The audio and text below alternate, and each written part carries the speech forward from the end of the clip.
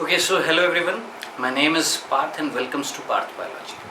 देखिए, अभी तक हम जो चैप्टर पढ़ रहे थे बायोलॉजिकल क्लासिफिकेशन, जिसमें हमने मोनेरा किंगडम के अंदर यू बैक्टीरिया की बात कर रहे थे, जिसमें अभी तक हमने कैरेक्टरिस्टिक फीचर देखे थे किसके, यू बैक्टीरिया के कई सारे देख लिए थे. लास्ट जो चल रहा था दैट इज रिप्रोडक्शन, जिसमें हम एसेक्सुअल मोड ऑफ रिप्रोडक्शन पढ़ चुके थे. अब आज हम बात करेंगे क्या, एक और मोड है रिप्रोडक्शन का, that is called genetic recombination. ठीक है, नाउ ध्यान से सुनिएगा, बहुत इंपॉर्टेंट है.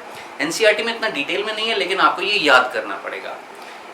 एनसीईआरटी में सिर्फ हमें ये बता रखा है क्या, कि बैक्टीरिया के अंदर एक सॉर्ट ऑफ सेक्सुअल रिप्रोडक्शन मिलता है, यानी नॉट ट्रू सेक्सुअल रिप्रोडक्शन, एक काइंड ऑफ सेक्सुअल रिप्रोडक्शन के जैसा एक फीचर मिलता है किसमें, बैक्टीरिया में, that is called genetic recombination. अब क्या है इसको समझिए, देखिएगा. देखिए, सेक्सुअल रिप्रोडक्शन का मतलब क्या होता है, एक ऐसा रिप्रोडक्शन जिसमें पेरेंट्स से क्या बनते हैं, गैमेट्स. ठीक है, suppose this is sperm and this is ovum. ठीक है, स्पर्म फ्यूज्ड होता है किसके साथ, ओवम के साथ. स्पर्म्स में न्यूक्लियस होता है, ओवम में न्यूक्लियस होता है. न्यूक्लियस के अंदर क्या होता है, जेनेटिक मटेरियल होता है. जब स्पर्म फ्यूज होएगा ओवम के साथ, तो स्पर्म का जेनेटिक मटेरियल यानी न्यूक्लियस जाएगा किसके अंदर, ओवम के अंदर, और उसके साथ फ्यूज्ड हो जाएगा, जिससे एक स्ट्रक्चर बनेगी, दैट इज कॉल्ड जायगोट. तो सोचिए, सेक्सुअल रिप्रोडक्शन में क्या हुआ, एक सेल का जेनेटिक मटेरियल दूसरे सेल के जेनेटिक मटेरियल से जाकर क्या हो रहा है, फ्यूज्ड हो रहा है. ठीक है, अब हमने बात करी यू बैक्टीरिया के अंदर जो रिप्रोडक्शन हम देखने वाले, kind of a sort of sexual reproduction, not true sexual reproduction, that is called genetic recombination.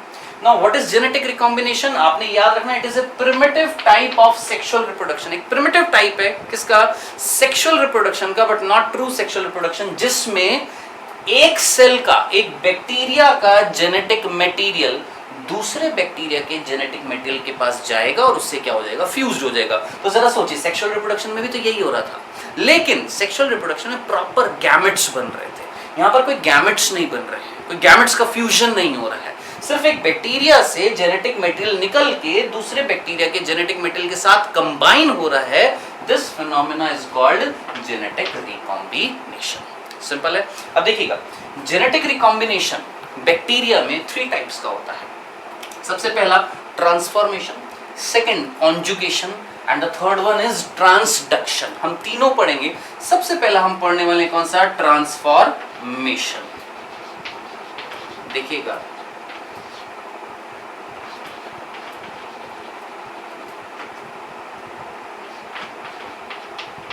थोड़ा सा इरेज हो गया था, इसको वापस लिख देता हूं. देखिए, ट्रांसफॉर्मेशन की बात कर रहे हैं बेटा जी. नाउ व्हाट इज ट्रांसफॉर्मेशन, नाम से पता लग रहा है, ट्रांसफॉर्मेशन का मतलब क्या होता है, किसी चीज में बदलना. ठीक है, देखिएगा, ट्रांसफॉर्मेशन की डिस्कवरी करी थी किसने, एक साइंटिस्ट ने जिसका नाम था ग्रिफिथ. हालांकि ये टॉपिक पूरा का पूरा आपके 12th क्लास में आता है, ठीक है, जेनेटिक्स में आता है, लेकिन आपको अभी समझना जरूरी है. ग्रिफिथ ने एक्सपेरिमेंटेशन किया था किसके ऊपर, एक बैक्टीरिया जिसका नाम है स्ट्रेप्टोकोकस न्यूमोनी, जिससे बीमारी होती है कौन सी, निमोनिया. सिंपल सा था.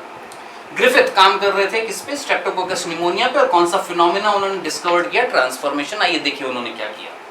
देखिए, स्ट्रेप्टोकोकस निमोनी जो है, ये जो बैक्टीरिया है, इसके 2 टाइप्स हैं. ठीक है, 2 टाइप्स मींस 2 स्ट्रेन है. याद रखना, इन टाइप्स को हम क्या बोलते हैं, strain. One is called R strain. R का मतलब क्या है यहां पर, याद रखिएगा, रफ. ठीक है, other is called S strain. S का मतलब क्या है, स्मूथ. अब आप कहेंगे what is R strain, what is S strain. Previous lectures में जाकर देखिएगा, हमने मोनेरा किंगडम में यू बैक्टीरिया की जो आउटर मोस्ट लेयर पढ़ी थी, दैट इज ग्लाइकोकैलिक्स. ठीक है, ग्लाइकोकैलिक्स जिसमें होगी that is called S strain, जिसमें नहीं है that is called R strain. यानी यहां पर ग्लाइकोकैलिक्स नहीं है और यहां पर ग्लाइकोकैलिक्स है. सिंपल सा था. अब ग्लाइकोकैलिक्स जो थी, ध्यान से सुनना, ग्लाइकोकैलिक्स जो थी वो वायरुलेंट थी, जो डिजीज कॉजिंग थी. तो एस स्ट्रेन वो बैक्टीरिया है जिनसे डिजीज होगी.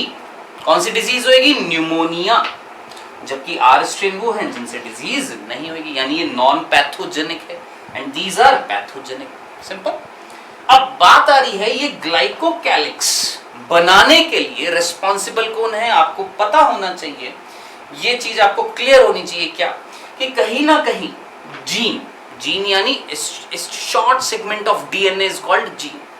इस short segment of DNA is called gene. Gene आगे जाकर क्या बनाता है? आरएनए, और आरएनए बाद में क्या बनाता है? प्रोटीन बनाता है। सिंपल। हम बोल रहे हैं ग्लाइकोकैलिक्स जहां पर है, उस ग्लाइकोकैलिक्स को बनाने के लिए कोई ना कोई रिस्पॉन्सिबल कौन होएगा? जीन होएगा। किसके अंदर? एस स्ट्रेन वाले बैक्टीरिया के अंदर। यानी एस स्ट्रेन बैक्टीरिया के अंदर जीन है जो क्या बना रहा है? ग्लाइकोकैलिक्स बना रहा है, और ग्लाइकोकैलिक्स अगर मिलेगी तो डिजीज होगी। सिंपल। जबकि आर स्ट्रेन में वो जीन नहीं था जो क्या बनाता? ग्लाइकोकैलिक्स। जब ग्लाइकोकैलिक्स नहीं होगा तो डिजीज नहीं होगी। सिंपल सा था। अब देखिएगा ग्रिफिथ ने क्या किया अपने एक्सपेरिमेंट में, देखिएगा ध्यान से सुनना। उन्होंने क्या स्टेप्स देखे? सबसे पहले उन्होंने जो एस स्ट्रेन वाला बैक्टीरिया था, कौन सा? एस स्ट्रेन, जिससे डिजीज होती है, उसको उन्होंने चूहे के अंदर डाला, माइस के अंदर। आप जानते हैं एस स्ट्रेन से क्या होगी? डिजीज होगी। कौन सी? निमोनिया। और ये चूहा जिंदा रहेगा कि मर जाएगा? मर जाएगा, डेथ हो गई है। सिंपल।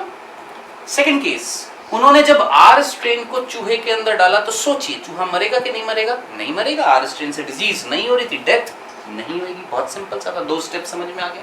तीसरा थोड़ा सा कॉम्प्लिकेटेड है, समझने की कोशिश करिए। देखिए क्या लिखा हुआ है, heat killed S strain. Now what is heat killed S strain? हमने जो एस स्ट्रेन वाला जो बैक्टीरिया था इसको गर्म किया, ठीक है, इसको हीट किया। जब हमने इसको हीट किया तो इसकी ग्लाइकोकैलिक्स की जो लेयर है वो खत्म हो गई, प्लाज्मा मेम्ब्रेन रप्चर्ड हो गई है। समझ में आ गया? अब जरा सोचिए, जब ग्लाइकोकैलिक्स नहीं रहेगी तो क्या हीट किल्ड एस स्ट्रेन बीमारी कर पाएगा? नहीं कर पाएगा। ऑब्वियस सी बात है, ग्लाइकोकैलिक्स खत्म हो गया। तो हीट किल्ड एस स्ट्रेन को जब चूहे में डाला तो डेथ नहीं हुई। सिंपल। नेक्स्ट, अब लास्ट स्टेप उन्होंने क्या किया ग्रिफिथ ने? उन्होंने इसी हीट किल्ड एस स्ट्रेन, जिससे डेथ नहीं हो रही है, उस हीट किल्ड एस स्ट्रेन वाले बैक्टीरिया को उन्होंने किसके साथ रखा? आर स्ट्रेन के साथ रखा। अब आप जानते हैं हीट किल्ड एस स्ट्रेन से डेथ नहीं हो रही, आर स्ट्रेन से भी डेथ नहीं हो रही। जब उन्होंने दोनों को मिक्स करके चूहे के अंदर डाला तो हिसाब से क्या नहीं होनी चाहिए थी? डेथ नहीं होनी चाहिए थी, लेकिन यहां पर तो डेथ हो गई। अचानक से ये क्या हुआ? हम जानते हैं आर स्ट्रेन से डेथ नहीं होती, हीट किल्ड एस स्ट्रेन से डेथ हो ही नहीं रही थी, फिर ये डेथ कैसे हो गई? तो इसका रीजन उन्होंने बताया क्या, कि जो हीट किल्ड एस स्ट्रेन था, उस हीट किल्ड एस स्ट्रेन में ग्लाइकोकैलिक्स तो खत्म हो गई थी, लेकिन उस हीट किल्ड एस स्ट्रेन के अंदर अभी भी वो क्या थे? जीन्स मिल रहे थे जो आगे जाके क्या बना सकते हैं? ग्लाइकोकैलिक्स। और ये हीट किल्ड एस स्ट्रेन से वो जीन जाकर किसने एब्जॉर्ब कर लिया उन्हें? आर स्ट्रेन ने। आर स्ट्रेन ने क्या एब्जॉर्ब कर लिया? जरा सोचिए, हीट किल्ड एस स्ट्रेन के जीन को क्या कर लिया? एब्जॉर्ब। अब जरा इमेजिन करिए, आर स्ट्रेन के अंदर वो जीन्स आ गए हैं जो रिस्पॉन्सिबल है क्या बनाने के लिए? ग्लाइकोकैलिक्स। तो जरा सोचिए, आर स्ट्रेन के अंदर अगर वो जीन आ जाएंगे तो आर स्ट्रेन किसमें बदल जाएगा? R strain get converted into S strain, और एस स्ट्रेन में अगर वो बदल जाएगा तो माइस की क्या हो जाएगी? डेथ हो जाएगी। थोड़ा सा तो कॉमन सेंस आप लगा सकते हैं, R strain get converted into S strain. This phenomena is called transformation. So this is complete transformation. मेरे ख्याल से बहुत सिंपल शब्दों में मैंने आपको ये चीज बताई है, आराम से समझ में आ जाएगा। ठीक है, नाउ सेकंड हम पढ़ने वाले क्या? कॉन्जुगेशन। अब ये भी इंपॉर्टेंट है। देखिए व्हाट इज कॉन्जुगेशन? सबसे पहली चीज, this conjugation was discovered by Lederberg and Tetam. किसने डिस्कवर किया था बच्चों? लेडरबर्ग एंड टेटम ने। ठीक है, अब उन्होंने क्या देखा? देखिएगा, उन्होंने देखा ई कोलाई पे। किसमें डिस्कवर किया था इन्होंने? E coli, Escherichia coli. ये भी एक बैक्टीरिया है। ठीक है, उन्होंने देखा एक ई कोलाई है, एक बैक्टीरिया है। उस बैक्टीरिया के अंदर ये न्यूक्लियोइड है, हम प्रीवियस लेक्चर्स में देख चुके हैं। बैक्टीरिया का main genetic material is called nucleoid. इसके अलावा, न्यूक्लियोइड के अलावा एक एक्स्ट्रा जेनेटिक मटेरियल था जो हमने बात करी थी, दैट इज कॉल्ड प्लाज्मिड। ठीक है, अब आप जरा याद करिए, प्रीवियस लेक्चर में हमने बात करी थी प्लाज्मिड क्या था? डबल स्ट्रैंडेड डीएनए था, सर्कुलर था।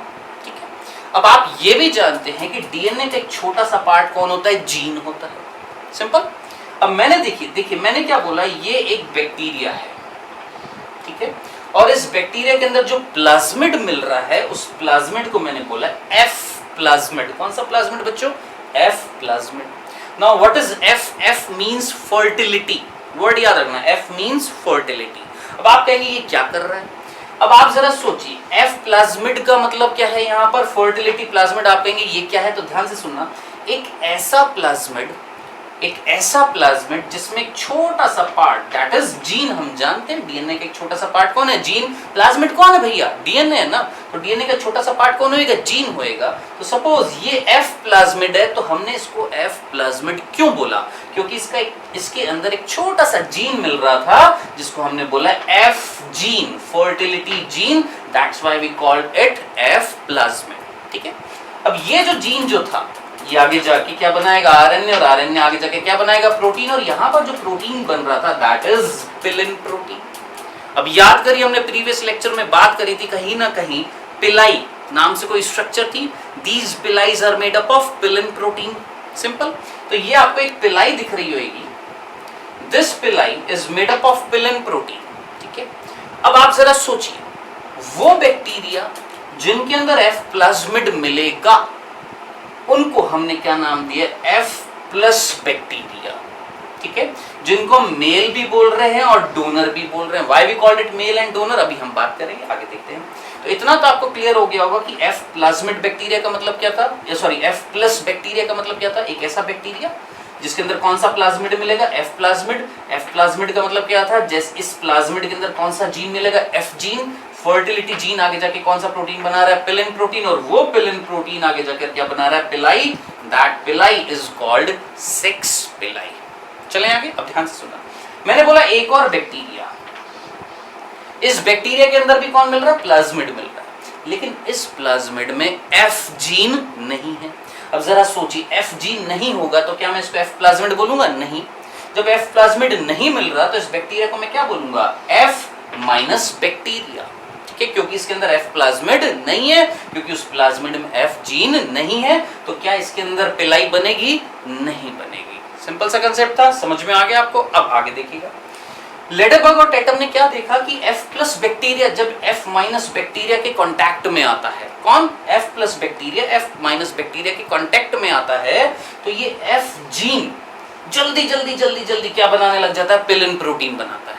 अब पिलिन प्रोटीन जल्दी जल्दी बनेगा तो ये सेक्स पिलाई जो है इसकी लेंथ और बढ़ेगी, ये बढ़ती जा रही है, बढ़ती जा रही है, बढ़ती जा रही है, बढ़ती जा रही है, और इतनी बढ़ गई कि इस एफ जीन ने जो पिलिन प्रोटीन बनाया था, इससे सेक्स पिलाई इतना बढ़ गया, बढ़ता जा रहा है, बढ़ता जा रहा है, ये इन दोनों बैक्टीरिया को क्या कर देगा, जोड़ देगा।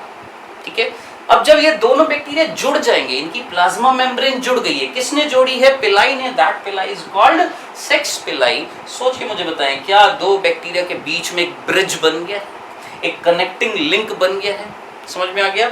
जैसे कनेक्टिंग लिंक बन जाता है, अब सोचिए इस बैक्टीरिया, ध्यान से सुनना, इस बैक्टीरिया का जो जेनेटिक मटेरियल है वो क्या करेगा, रेप्लिकेट करेगा। क्या करेगा बच्चों, रेप्लिकेट करेगा। नाउ रेप्लिकेट का मतलब डीएनए से क्या बनाना, डीएनए।